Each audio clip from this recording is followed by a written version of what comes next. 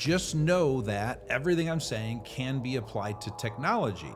And I would suggest to you, if this was 1901, I'd be a fucking genius, okay?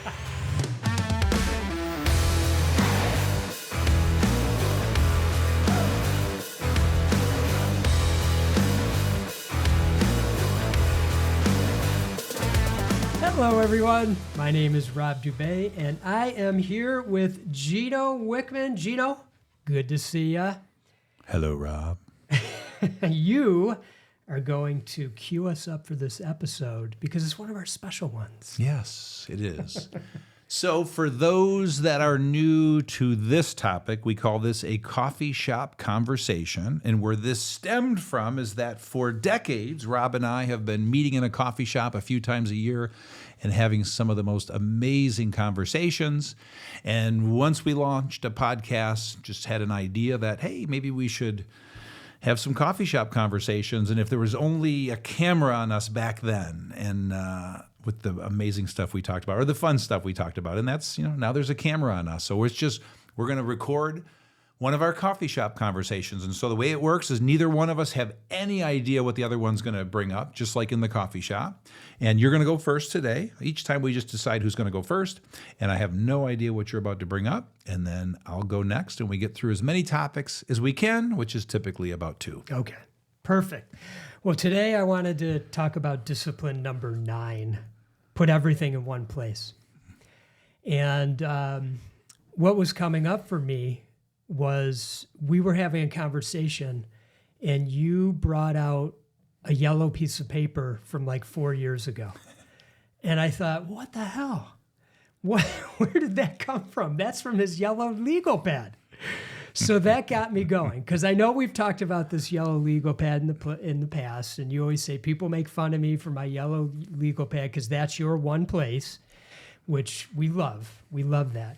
But I think there's more going on, and I really want to uncover it. And the reason I want to is I've had some interactions with some people that have some pretty great, what I'll call organizational systems, how they're able to reference certain information pretty quickly. And in both cases, it's not electronic, and yours isn't either. And it's just got me fascinated. And I think the listeners will learn something from this, which is why I'm bringing it up. So I'm going to cue you up on a few things. First of all, I know you have the one pad that you carry around like you're writing on now. But then I've seen in your briefcase what seems to be like 20 or 30 more yellow legal pads. 20 or 30. I had to say it for a fact. I don't know. Maybe it's 10. I don't know. It's at least 10. Come on. No? 5? Okay, whatever. And you've had this knack for bringing out pages from these legal pads that date back many, many years when you need to reference something. And so that got me curious about how do you file all this stuff and know how to reference it? So I think there's something to learn here, and I'm looking forward to learning it for myself. Yeah. I love it. So I'm writing so many notes right now. It's so good. So I want to start with this really important context, okay? So what I'm about to share can be done on paper or can be done with technology. So everything I'm about to say, I'm simply going to say how I do it, which is all on paper. And just know that everything I'm saying can be applied to technology. And I would suggest to you, if this was 1901, I'd be a fucking genius, okay? Because there was no technology, Right. Okay? And so, this is all of my teaching, being very obsessive about time management. This is all my teaching, but again, it's being done, on paper, as it would have been done in 1901. And again, doesn't mean it can't be done going forward, and many do it on paper still, but just be aware of that, okay? Because I also want to be careful that everyone running on technology doesn't shift to paper. Although a funny little story real quick is in our Shine meeting, I ran another Shine meeting. I do about once a month. This week, we had a member show up, and he pulls out a spiral notebook, and he said, I finally have committed to my one place. And the love he had for how he's running his life on that spiral notebook was incredible. The other point I would say is, a lot of people use a journal for their one place. And so when I talk about paper, I'm working from a legal pad, and of the thousands of pages of legal pad I've written on in the last however many decades, 99.9 don't survive, end up in the garbage, and the very small percentage survive and get filed. So the point there is, when you see somebody doing this from a journal, it's much more acceptable than all these loose legal pad pages which come off and seem to be very disorganized, but it's really organized, okay? So let's start there. So there's the context. Does that genuinely make sense? Yes. You tracking with that? Yes. So the legal pad piece of paper I pulled out for you, because you asked me to take a picture of it and send it to you, was a very important document from somebody who coached you and I. And I have this very strong soul level belief, and you can research this. I call it caveman consulting for what that's worth, but it is primal for us to write. And I believe in the psychology and the power of writing, because all the study shows when we write, we retain more. And there's something about me seeing my handwritten notes that brings me back to that moment. And then when it's typed out in a document, it's just a black and white, similar, boring thing that has no emotion to it. So I need to bring that into this moment. And so now, to go back to that document, what I have is I just have a file for 10 disciplines. Okay, so there's a 10 disciplines file. That's what you're seeing in my bag. There's only about 3 files in there, just so you know. But there's also a file for every talk that I have coming up. And so there's typically about 3 files in there for a talk. There's not much in there, but it's as I prepare for my talks leading up to them. But I have a 10 disciplines file, which is Your and My Business. And in that file is probably 20 pages. And some are Word documents and some are handwritten notes, and that's where that particular document was. So this is a person that coached you and I on our relationship and showed us how to have a much better partnership. And to me, that's gold. And ironically, I had a very similar situation with my partner, Don, with EOS Worldwide. Someone coached us as well, and I had 2 pages of notes regarding his and my relationship. And so what happens is I will go back to those notes from time to time, probably 4 times a year. I'll look at those notes that I have in there, and it just brings me back. Like for instance, you and I, when we started this company, we came up with like our 5 to 10 guiding principles and kind of our deal. And so that document's in there. That's on a Word document. But these are things that are really, really important, like the top 10 or 20 documents for our business. And so that's how I do it. How do you decide when it's file worthy?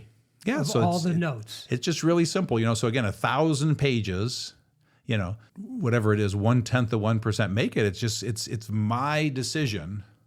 And it's tough sometimes because, yes, I could keep 100 of those pages, but then I'd have to carry around a truck to carry all that stuff. So it's being discerning. Do you err on not keeping it?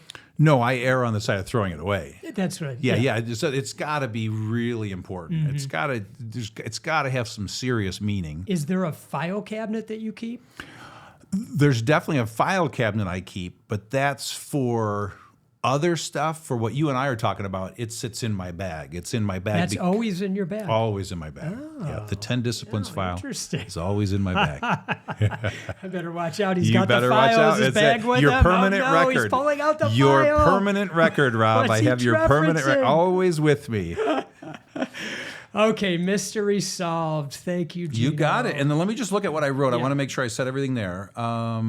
So here's how I did this one today. I have no idea what my topic is. And I was going to wait until this second to decide what my topic is and see what comes through me. So I may have to sit here for a second or an hour. I'm not sure how long, but I'm just going to see what comes to me to talk to you about today in the coffee shop.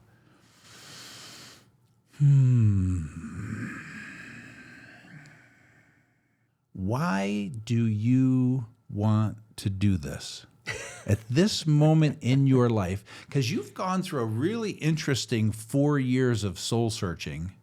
And I'm just curious what motivates you at this moment in your life to go forward and make the impact that we're about to make. Just really curious. That's just what's coming up for me. It feels right and it's fun. That's the basic. I mean, that's what I look at every day. I mean, that's why we've made this evolution where we're going to replace me as visionary. Yeah. Because I can feel what isn't giving me energy and where I'm not doing my best work. And I can feel where I am, and I believe there's value there, and I enjoy it. And I think to myself, what a gift to have sort of a nuts and bolts business for many years. You know, it's just a copier business, multifunction printers, deal with corporations. They have RFPs. They want better pricing. You try to serve them well. You have service people. You know, you have all kinds of people that are working in your company, and you get to know all these different personalities and what makes them tick, and how can you build an organization that where they actually want to wake up and come in and do good work and enjoy it and love the company. And I was very passionate about that for many years. And then through organizations that are peer group in nature, like EO and others, Tugboat's a good example, Small Giants, you know, getting to know my peers and realizing like, man, you're messed up. Me too. You know? And then coming to a point where, you know, the evolution of just this business, you and I always joke, we started this business because when I interviewed you for the back of the EOS Life special edition, you know, audiobook interview, I was like, these 10 disciplines are amazing. You know, I think it would be amazing to bring these to my peers. And talking to you about doing that, and you were going to do that anyway. So we decided to connect after you vetted out other potential partners. It was just going to be a series of videos that people could go on and buy. And those are there, by the way. You could go on, you could buy them. They're very well produced. We spent a boatload of money on them. And time and energy. Very well done, I have to say. But what we found is that people wanted a more intimate way of learning, a more live setting. And so we created that. And then we created a mastermind where we take this work to a whole nother level. And we do individual coaching in the 10 disciplines, the VIB coaching, because people wanted to take the 10 disciplines deeper, et cetera. This whole evolution. I mean, who I couldn't have even predicted it, but every step of the way, I just had an open heart and an open mind to what was possible and just letting it go. And I think to myself now, I could have never imagined, I could have never planned for any of this, and how grateful I am. I'm 55 years old that I get to do this type of work. And the reason I'm sharing this entire story with you, the listeners, is because you never truly know where you're going. You don't know your path. You think you know, and you want to know so badly. But there is, I speak from experience, there is such joy in fully letting go and letting things unfold. And I said it in a previous episode, and I'll say it again, always with proper effort. Always with proper effort. You want to give your all to whatever it is you're doing and do it well. That might be the longest I've ever heard you talk. So it was heaven. Sorry. Because no, don't apologize, because you're always asking questions, you know? And so honest to God, that might be the longest riff I've heard you have. And what I'm realizing, though, in this conversation, because, you know, there's something called the mirror, okay? And the mirror is whenever we're feeling something about someone, it is a direct reflection of how we're feeling, you know? And so it's like an issue you're having. It's your issue. It's always you. You're looking in a mirror. You know, and so when you're accusing somebody of something or feeling a way about something or whatever that is, it's you. And so it's a direct reflection. And I think I'm asking you that question to ask me that question. And I freaking love your answer, because it's describing where we are with this business. We're going through a major, I don't want to call it a restructuring. I like calling it hitting the reset button, So we've had this amazing 3 to 4 year run. We've created some amazing content, products, services, and I think we're going through this revolutionary period now. So it's evolution, revolution, evolution, revolution. That's how companies really grow. And so we're coming out of the last evolution. Now we're going through this revolution and readying ourselves for the next evolution, if I said that right. So call that what you want to call that. But it's like I literally feel this uneasiness stirring in me about this topic, because I think I'm trying to come to grips with where we are, and I'm trying to understand where you are and to maybe learn something for how you're handling it. Because, where we're now heading is we've got these amazing products and services, the self-study, the group coaching, the mastermind, the podcast, the book. And we've replaced you as integrator. We're about to replace you as visionary. And at the end of the year, all of a sudden, we're going to have these products and services, a visionary and integrator at the helm of this organization. And then you and I are going to be in our sweet spots. I'm just going to play my part in our amazing mastermind. And I'm going to do these podcasts, and I'm going to do talks where it makes sense. And then I'm excited for you because the role is so different now for you, where you're going to be in your sweet spot, doing the magic that you do for this organization. And I think I'm realizing it's a little jarring and scary for me with where we are. And I feel the sensation. It's in my stomach, and so maybe this is just good therapy. Does that prompt anything for you? I just think, when I'm not pushing, and as you used to say, holding on so tight, and you clench your fists to show me what you were witnessing within me. Yeah. And it's funny now as I've learned that from you and all the many other things that I've done to just let go and just notice as I reflect. So I have facts. Yeah. Hard times, the right thing always showed up. Yeah. It was always for a reason. I know you've all heard that a million times. Always for a reason. Mm-hmm. I know it doesn't take the sting out of it. I get it. I don't want it to happen either. Mm-hmm. But when it does, I realize now I have a history. The right thing shows up when it needs to show up. I mean, something happened today that was we had a great win today. Yeah. And I was just thinking yesterday, it was like, wow, we could use a great win. I got a text today. We got a big win. I mean, I'm just saying the right thing shows up at the right time. Yeah. What prompts maybe the last thought for me on this is then with all of that I just described, it's like then what brings me back and just completely calms my whole central nervous system is why we're doing this. The passion, the purpose, the cause, the reason we're doing this. And that's to free the souls of 1 million driven entrepreneurs.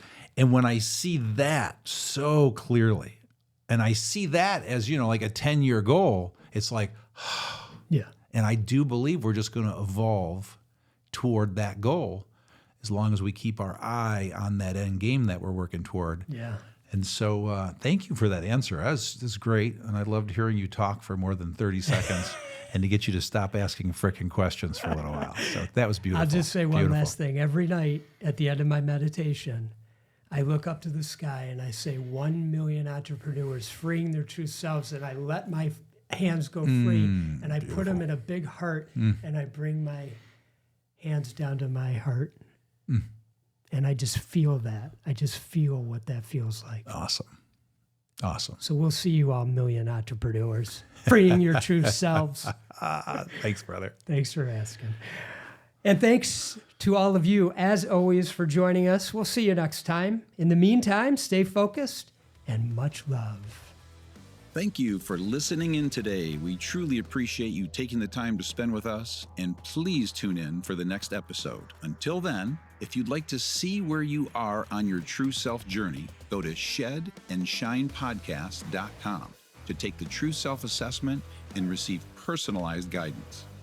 If you're all ready to begin your inner world journey with Rob and myself, please join us for the next round of the 10 Disciplines Group Coaching Program. We wish you all the best in freeing your true self. Stay focused and much love.